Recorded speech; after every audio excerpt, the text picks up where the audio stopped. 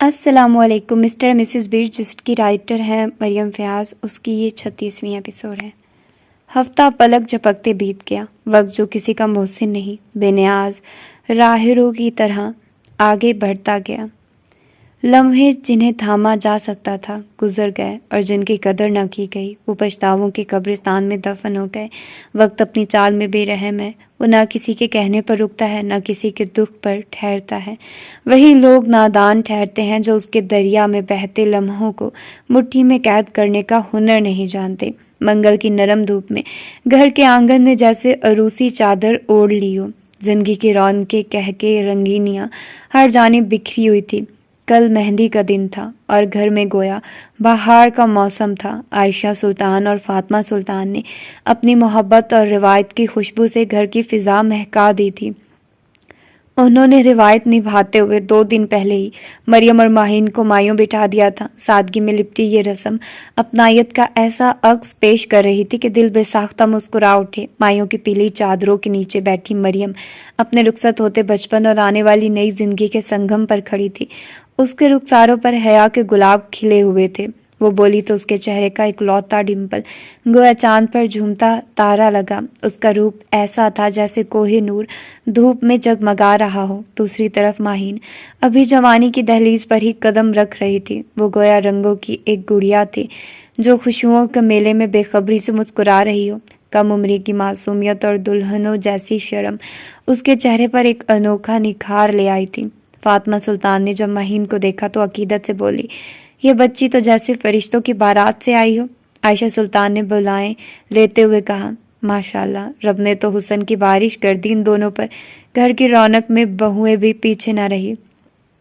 مشل اور مہاپارا نے رسموں میں بڑھ چڑھ کر حصہ لیا۔ بہویں نہیں لگتی تھی، لگتا تھا جیسے کارا بیمینشن کی شہزادیاں ہیں جو روایتوں کی زنجیر میں خوشی خوشی بندھی ہوں۔ انہوں نے برہان اور جہان کی رسموں کے بہانے ان کی جیبوں پر کامیاب حملے کیے۔ دلہنوں کے نام پر نوٹوں کی بارش برسی۔ جہان ہمیشہ کی طرح شور مچانے لگا، ارے بھائی، کوئی شرم ہوتی ہے، کوئی لحاظ ہوتا ہے، میں تو ابھی بھی بے روزگار ہوں۔ مہاپارا نے ہنستے ہوئے چوٹ کی، ہائے جہان، خدا کا خوف کرو، اب تو خیر سے دفتر جانے لگے ہو، وہی کافی ہے۔ جہان نے منہ بنا کر ایسی معصوم شکل بنائی جیسے سارے ظلم اسی پر ہو رہے ہوں۔ برہان کا حال تو دیکھنے والا تھا، جیسے ہر لمحہ اس کے دل کے تار چھیڑ رہا ہو۔ مریم کے لیے ہر چیز، لباس سے زیور تک، اس نے خود دل سے چن کر خریدا تھا۔ ہر انتخاب میں محبت چھلکتی تھی۔ وہ خوشی سے پھولے نہ سما رہا تھا۔ اس کی آنکھوں میں عجب چمک تھی، جیسے زندگی نے پہلی بار اسے مکمل کیا ہو۔ آسمان پر ہلکی سنہری دھوپ بکھری ہوئی تھی اور زمین پر خوشیوں کے رنگ، ہنسی، خوشبو اور امید کا کارواں رواں دواں تھا۔ یہ لمحے وہ تھے جن کی قدر کی جاتی ہے، جنہیں دل میں محفوظ کیا جا سکتا ہے، ہمیشہ کے لیے۔ ہمیشہ؟ ہاں ہمیشہ۔ کیا واقعی؟ ہاں۔ اچھا، کیوں؟ طوفان ٹل گیا۔ کون سا طوفان؟ ادھورا باب۔ کس کا ادھورا باب؟ ماضی کا۔ تو کیا؟ ہاں، ایک اور امتحان۔ ہاں، ایک اور امتحان۔ کب تک چلے گا؟ شاید قیامت تک۔ قیامت؟ ہاں، قیامت۔ کس نے برپا کی؟ محبت نے۔ محبت؟ ہاں، محبت۔ سلطان حویلی کا وسیع لون آج ایک خوابناک جہان کا منظر پیش کر رہا تھا۔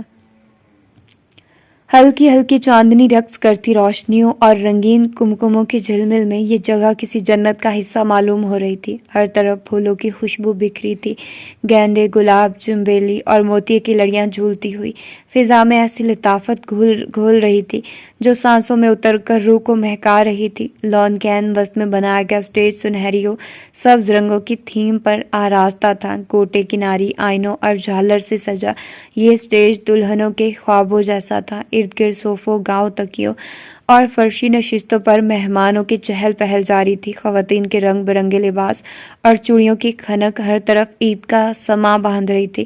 اندر عروسی کمرے میں دونوں دلہنیں جیسے شہزادیوں کی تیاری میں مصروف تھی۔ مریم نے گہرے سبز اور زری دار لہنگے میں خود کو ملبوس کیا ہوا تھا، سادہ مگر گہرا میک اپ جیسا کہ اس کے مزاج کو زیب دیتا، اس کے حسن کو مزید نکھار رہا تھا۔ اس کا چہرہ، ڈمپل کی نمود اور نظر جھکائے شرماہٹ، سب کچھ مل کر اسے ہو بہو وہی مریم بنا رہے تھے جسے برہان نے دل میں بسایا تھا۔ ماہین رنگت میں دودھ جیسی، نازک جسامت، سنہری گوٹے والی، پیلی پشواز میں گویا مٹی کی بنی گڑیا لگ رہی تھی۔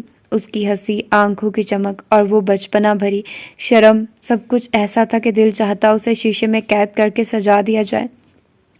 جب برہان اور جہان نے لان میں قدم رکھا، گویا وقت تھم گیا ہو۔ دونوں نے سفید کرتا پاجامے کے ساتھ گوٹے دار چنری کی رنگین شالیں اوڑھ رکھی تھی، جنہوں نے ان کی شخصیت میں شاہانہ جلال بھر دیا تھا۔ مہمانوں کی نظریں یکدم ان پر جم گئی۔ وہ دونوں واقعی کسی سلطنت کے ولی عہد لگ رہے تھے۔ اسٹیج پر بیٹھتے ہی دونوں نے دیکھا کہ مریم اور ماہین کو گھونگھٹ میں لایا جا رہا ہے۔ برہان نے منہ بنایا، یہ کیا بچپنا ہے، ہم نے اپنی بیویوں کو دلہن بنایا، یہ لڈو چھپایا ہے۔ جہان بھی جھنجھلا کر بولا، یہ رسمیں نہ ہوئی، اذیتیں ہو گئی۔ ماہین کو جہان کے ساتھ تو مریم کو برہان کے ساتھ بٹھایا گیا۔ جہان نے ماہین کے قریب جھک کر سرگوشی کی۔ ماہین، وہ سر ہلا کر گویا ہوئی، تمہیں منہ دکھائی میں کیا چاہیے؟ ماہین شرارت سے بولی، آپ دے کیا سکتے ہو؟ جہان نے چھاتی پھلا کر کہا، جو تم کہو۔ ماہین نے جھٹ سے کہا، تو پھر ٹھیک ہے، ایک پرائیویٹ جیٹ میرے نام کر دو۔ جہان کہکا مار کر بولا، اپنا منہ ویکھتے خواہشہ ویکھ۔ ماہین نے ہنستے ہنستے کونی ماری تو جہان فوراً تنبیہ دینے لگا، تمیز سے بیٹھو، بے شرموں کی طرح کونیاں مارنا چھوڑ دو، دلہنیں شرماتی ہوئی اچھی لگتی ہیں۔ ماہین کچھ لمحے خاموش رہی، پھر شرارت سے بولی، ویسے تم میرے شوہر کم اور جہان فوراً سنبھل کر بولا، خبردار، جو بھائی کہا، صبر رکھو، تمہارا یہ بھائی نامہ میں کل نکال دوں گا، وہ بھی اچھے سے۔ ماہین کی زبان تالو سے چپک گئی اور چہرہ گلنار ہو گیا۔ ادھر برہان نے آہستگی سے مریم کا ہاتھ تھاما، سب کچھ تمہاری مرضی کا ہونا چاہیے تھا، لیکن میں خود غرض بن گیا، اپنی پسند تھوپ دی۔ مریم نے نرمی سے برہان کی آنکھوں میں دیکھا، نہیں برہان، مجھے کسی شہزادی کی طرح محبت ملی ہے، جو مرضی کی ہو اس سے کہیں بہتر، جو محبت سے دی جائے۔ برہان نے آہستہ سے کہا، تم زندگی ہو میری، تمہیں دیکھتا ہوں تو خود کو مکمل محسوس کرتا ہوں۔ مریم نے شرم سے نظریں جھکا لی۔ پھر برہان بھی مریم کے کان میں جھک کر کچھ ایسی ہی بات کہہ بیٹھا جس پر مریم کی آنکھیں جھک گئی اور لبوں پر شرمائی مسکراہٹ کھل اٹھی۔ رسمیں شروع ہوئی۔ چاندنی، سونے کی تھالیاں، مہندی، چوڑیاں، ناریل، کہکے، گانے اور بے ساختہ مسکراہٹیں فضا میں رقص کرنے لگی۔ فرحان نے مریم کو سینے سے لگایا، پیشانی چومی اور دھیمی آواز میں دعا دی، اللہ تمہیں ہر قدم پر خوشی دے۔ رسموں کے بعد جب مریم اور ماہین کو اندر لے جایا جا رہا تھا، مریم نے چلتے چلتے فرحان کا ہاتھ تھام لیا۔ بھائی، مجھے آپ سے ایک بات کرنی ہے۔ فرحان چونکا، پھر اس کے ساتھ اندر چل دیا۔ اندر آتے ہی مریم پلٹ کر فرحان کی طرف دیکھتے ہوئے بولی، مجھے ایک حقیقت بتانی ہے، وہ جس سے آپ آج تک انجان ہیں۔ اگر آج نہ بتائی تو شاید کبھی نہ بتا پاؤں۔ فرحان کے ماتھے پر بل پڑے، حقیقت؟ ہاں حقیقت۔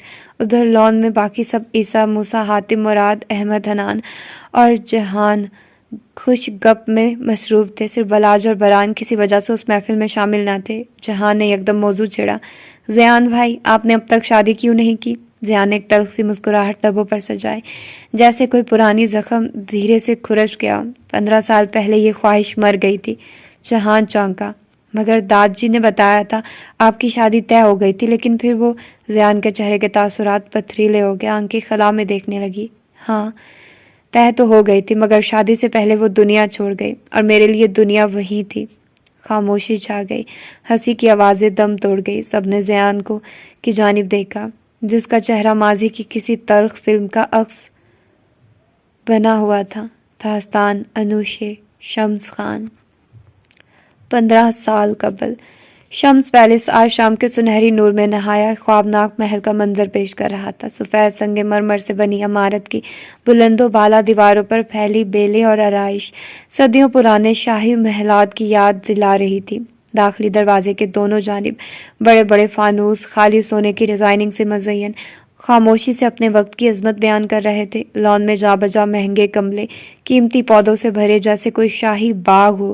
دائیں طرف ایک وسیع و عریض فوارہ جس کی ہر بوند ساز کی صورت بہہ رہی تھی، اور بائیں جانب مہندی رنگ کے خوشنما قالین بچھے تھے۔ اندرونی حصہ نہایت دلکش تھا، سنگ مرمر کے فرش پر آئینوں کی جھلکیاں، چھت سے لٹکتے چمکتے فانوس، ہر دیوار پر شاندار پینٹنگز اور ہاتھ سے کندہ کاری شدہ لکڑی کے دروازے، سب کچھ شان و شوکت کا آئینہ دار تھا۔ مریم، یہ ہمارا گھر ہے؟ 19 سالہ انوشے خوشی سے چمکتے چہرے کے ساتھ اپنے والد سے پوچھتی ہے۔ فرحان شمس خان نے مسکرا کر اس بات میں سر ہلایا۔ 17 سالہ فرحان شیشے کے لینس سے ہر گوشہ قید کرنے میں محو تھا۔ بابا چلے نا اندر۔ انوشے خوشی سے دوڑتی ہوئی اندر کی جانب بڑھی، اچانک سامنے سے آتے زین سے ٹکرا گئی۔ زین نے فوراً اس کی کمر تھام کر گرنے سے بچایا۔ 23 سالہ زین اپنی گہری کالی آنکھوں سے انوشے کو گھور رہا تھا، مگر پل بھر میں اپنے جذبات چھپا کر سنجیدگی اوڑھ لی اور اسے چھوڑ دیا۔ انوشے زمین پر گری اور کرہ اٹھی۔ آہ! زیان فوراً آگے بڑھا اور اسے سہارا دیا۔ انوشے چڑ کر بولی، آپ کو تمیز نہیں ہے، مجھے چوٹ لگ جاتی تو؟ زین نے بس آنکھیں گھمائی۔ اسی وقت 7 سالہ مریم بھاگتی ہوئی آئی۔ نین بھیا، میرے بال بنا دے۔ زین نے مسکرا کر اسے گود میں اٹھایا اور پیار کیا۔ کچھ دیر میں برہان صاحب اندر آئے، زین کو گلے لگایا۔ کیسے ہو؟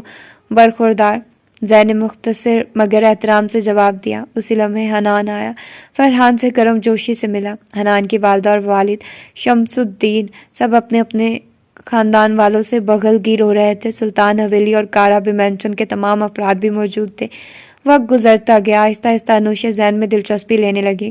وہ اس کے قریب ہونے کے بہانے ڈھونڈتی۔ زین شروع میں اجتناب برتتا رہا، مگر رفتہ رفتہ وہ بھی انوشے سے مانوس ہوتا گیا۔ کب کیسے کسی کو خبر نہ ہوئی کہ ان دونوں نے چپکے سے نکاح کر لیا۔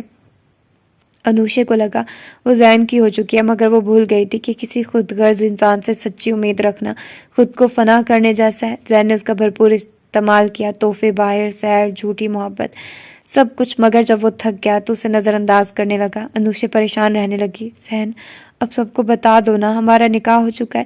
مگر وہ ٹال دیتا، کبھی غصے میں آ کر ہاتھ اٹھا دیتا، اس کی ذات پر حملے کرتا۔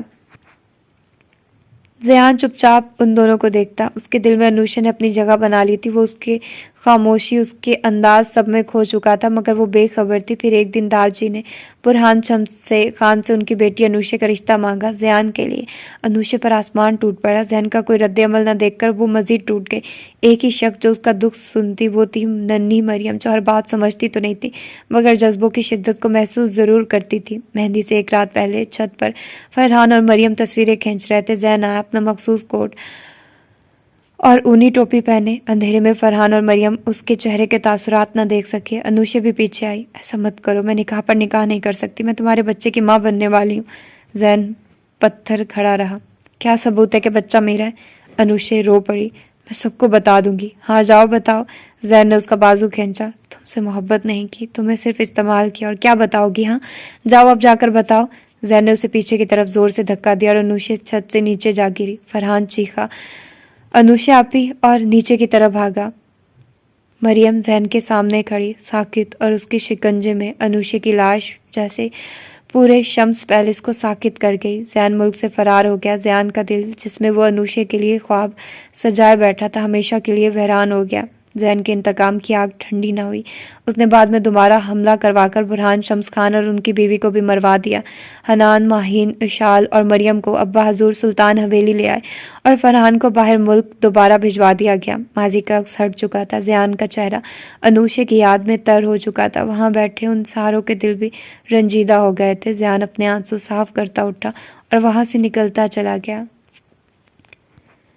رات کے سناٹے نے پوری حویلی کو اپنی آغوش میں لے لیا تھا۔ سب اپنے اپنے کمروں میں جا چکے تھے۔ حویلی کی راہداریوں میں صرف ہوا کی سرسراہٹ باقی تھی۔ مریم اپنے کمرے میں تھی، کپڑے بدل چکی تھی، مائیوں کا وہی پیلا جوڑا پہنے اپنے ڈریسنگ ٹیبل کے سامنے کھڑی تھی۔ ہلکی روشنی میں اس کا عکس شیشے میں جھلک رہا تھا۔ وہ خود کو دیکھتے ہوئے ہلکی سی مسکرا رہی تھی۔ بران کے وہ الفاظ ذہن میں گونج رہے تھے، کل کا دن صرف ہمارا ہوگا مریم، اور تم میری۔ اس کی مسکراہٹ گہری ہوئی تھی کہ اچانک اسے اپنے پیچھے شیشے میں ایک عکس نظر آیا۔ وہ چونکی، برہان مڑ کر دیکھا تو وہ حقیقتاً برہان تھا، سامنے کھڑا، ہلکی مسکراہٹ لیے وہ خاموشی سے چلتا ہوا اس کے قریب آیا، بنا کچھ کہے اس کی کمر میں بازو ڈال کر ایک جھٹکے سے اسے خود سے قریب کر لیا۔ یہ کیا کر رہے ہو؟ مریم نے گھبرا کر سرگوشی کی۔ پیار، برہان نے سنجیدگی سے کہا۔ مریم نے ہلکا سا تھپڑ اس کے شانے پر مارا۔ کسی نے دیکھ لیا تو؟ برہان نے نظریں گاڑ کر کہا۔ کسی کی مجال؟ مریم شرارت سے مسکرائی۔ تم پہلے بھی یہی کھڑکی پھلانگ کر آتے تھے نا میرے کمرے میں؟ برہان نے ابرو چڑھاتے ہوئے اسے دیکھا۔ بہت تیز ہو گئی ہو تم۔ مریم نے کندھے اچکا دیے۔ سیکھ لیا ہے تم سے۔ چل ہمیں خاموشی تاری رہی، آنکھیں آنکھوں میں گم تھی۔ پھر اچانک مریم نے قدم آگے بڑھایا اور برہان سے لپٹ گئی۔ برہان لمحے بھر کو چونکا، پھر آہستہ سے اس کی پیٹھ سہلانے لگا۔ برہان مجھے بہت ڈر لگ رہا ہے، پتہ نہیں کیوں، لگتا ہے کچھ برا ہونے والا ہے۔ برہان نے اسے خود سے الگ کیا اور اس کی آنکھوں میں جھانکا جہاں خوف صاف نظر آ رہا تھا۔ مریم، الٹے سیدھے خیال کیوں لا رہی ہو ذہن میں ہوں نا تمہارے ساتھ، کچھ نہیں ہوگا۔ مریم نے ہلکی سی مسکراہٹ دی۔ انشاءاللہ۔ برہان نے اس کا ماتھا چوما، پھر اس کا ایک گال، پھر دوسرا، اور آخر میں دونوں ہاتھوں پر محبت سے لب رکھے۔ مریم کی نظریں اس سے ہٹ نہ سکی۔ برہان آہستہ آہستہ اس کے اور قریب آیا۔ مریم نے اس کے سینے پر ہاتھ رکھ کر اس کو روکا۔ رک جاؤ، کیا کر رہے ہو؟ برہان نے ایک جھٹکے سے اسے پھر سے اپنی گرفت میں لیا۔ کل کا دن میرے لیے بہت خاص ہے۔ فائنلی تم میری ہو جاؤ گی، میری دسترس میں، اور میں تمہیں پھر کبھی خود سے دور نہیں جانے دوں گا، یاد رکھنا۔ مریم کی آنکھیں شرم سے جھک گئی۔ برہان نے ان پلکوں پر باری باری لب رکھے۔ چلو اب جاؤ، مریم نے اسے دھکا دیتے ہوئے کہا۔ برہان ہنستا ہوا دوبارہ کھڑکی کے راستے باہر جانے لگا۔ وہ ابھی نیچے اتر ہی رہا تھا کہ مریم نے کھڑکی سے جھانکتے ہوئے آواز دی، دیکھنا اب مجھ پر روپ نہیں آئے گا۔ لڑ کر دیکھتے ہوئے بولا، تمہارے فرشتوں پر بھی آئے گا۔ مریم کھلکھلا کر ہنس دی۔ برہان نے اسے آخری بار دیکھا اور پھر خاموشی سے پلٹ گیا، لیکن جاتے ہوئے دل میں کچھ کھٹک رہا تھا، جیسے کوئی انہونی قریب ہو، جیسے کوئی سایہ خاموشی سے لپکنے کو تیار ہو۔ انہونی؟ ہاں انہونی۔ سایہ؟ ہاں سایہ۔ کس کا سایہ؟ ماضی کا۔ ماضی؟ ہاں ماضی۔ کس کا ماضی؟ محبت کا ماضی۔ محبت؟ ہاں محبت۔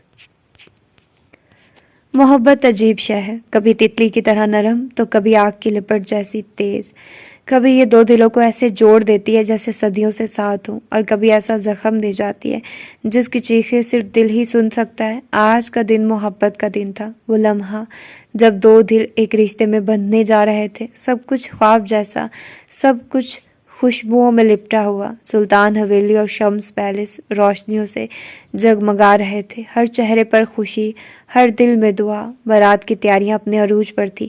ماہین اپنی تیاری کے لیے پارلر جا چکی تھی، جبکہ مریم گھر پر بیوٹیشین سے تیار ہو چکی تھی۔ وہ گہرے میرون رنگ کے نفیس لہنگے میں جیسے چاندنی کا عکس ہو، اس کے گالوں کی لالی اور ہونٹوں پر ہلکی سی مسکراہٹ اس کی دلہن بننے والی خوشی کی خمازی کر رہی تھی۔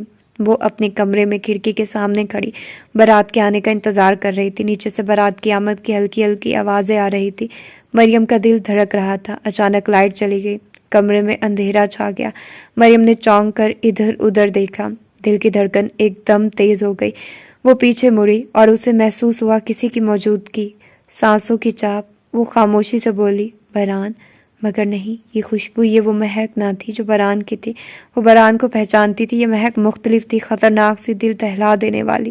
پھر اچانک لائٹ آ گئی اور وہ جو چہرہ مریم کے سامنے تھا وہ اس کے دل کو چیر گیا۔ وہی تھا، وہی چہرہ، وہی سیاہ آنکھیں، وہی شخص جس نے اس کی بہن انوشے کو مارا تھا۔ مریم پیچھے ہٹی، ہونٹ کپ کپائے۔ تم یہاں کیا کر رہے ہو؟ وہ خباثت سے مسکرایا۔ تمہاری بہن بہت خوبصورت تھی، لیکن تم تو اس سے بھی زیادہ حسین لگ رہی ہو دلہن بن کر، تیری بہن ہر رات۔ ابھی وہ اپنی زہریلی بات مکمل بھی نہ کر پایا کہ مریم نے آگے بڑھتے ہوئے پوری قوت سے اس کے منہ پر تھپڑ مارا۔ میں تمہاری حقیقت سب کو بتاؤں گی۔ وہ اس کا ہاتھ پکڑتے ہوئے گھبرایا۔ تمہاری بہن نے بھی یہی غلطی کی تھی، یاد ہے نا؟ کیا سزا دی تھی میں نے اسے؟ یہاں کوئی نہیں ہے تمہاری فریاد سننے والا، خاموشی سے خود کو میرے حوالے کر دو۔ مریم نے زور سے دھکا دیا اور باہر کی طرف بھاگی۔ کہاں بھاگو گی؟ اس کی کراہیت بھری آواز پیچھے گونجی۔ اس پورشن کا دروازہ لاک ہے اور چابی میرے پاس۔ مریم کا سانس اکھڑنے لگا، دل کی دھڑکن بے ترتیب ہو گئی۔ وہ گھبرا کر اوپر کی سیڑھیاں چڑھنے لگی، چھت کی طرف دوڑی۔